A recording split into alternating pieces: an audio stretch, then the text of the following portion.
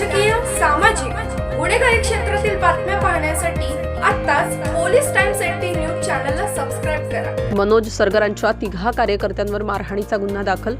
BJP कार्यकर्त्यांकडून काँग्रेस कार्यकर्ते व त्यांच्या पत्नीस मारहाण। सांगली महापालिका निवडणुकीच्या पार्श्वभूमीवर राजकीय वादाला हिंसक वळण लागल्याची घटना समोर आली आहे।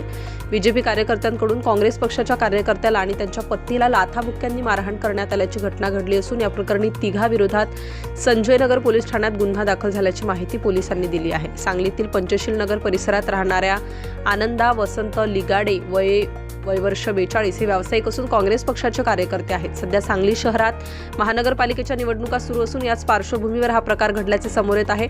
फिर्यादी आनंदा लिगाडे यांनी पत्रकारांशी बोलताना म्हणाले की मंगळवारी 5 जानेवारी रोजी रात्री 11:15च्या सुमारास आनंद लिगाडे हे त्यांच्या घराच्या समोर उभे असताना मनोज सरगर यांचे भाजप कार्यकर्ते सचिन चंद्रकांत ओमासे, गणेश गोविंद चौगुले, विकास सोलंकर हे तेथे आले। यावेळी त्यांनी लिगाडे यांना निवडणुकीत आमच्या पक्षाचे काम कर अशी मागणी केली, मात्र मी माझ्याच पक्षाचे काम करणार असून तुमच्या पक्षाचे काम करणार नाही असे उत्तर दिल्याने संशयित चिडले। यानंतर तिघांनी संगनमत करून लिगाडे यांना लाथाबुक्क्यांनी मारहाण करून शिवीगाळ केली, तसेच जीवे मारण्याची धमकीही दिली।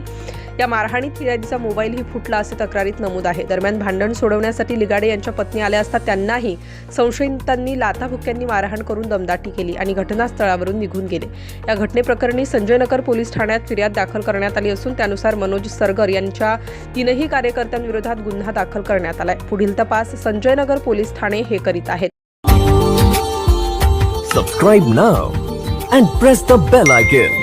Never miss an update.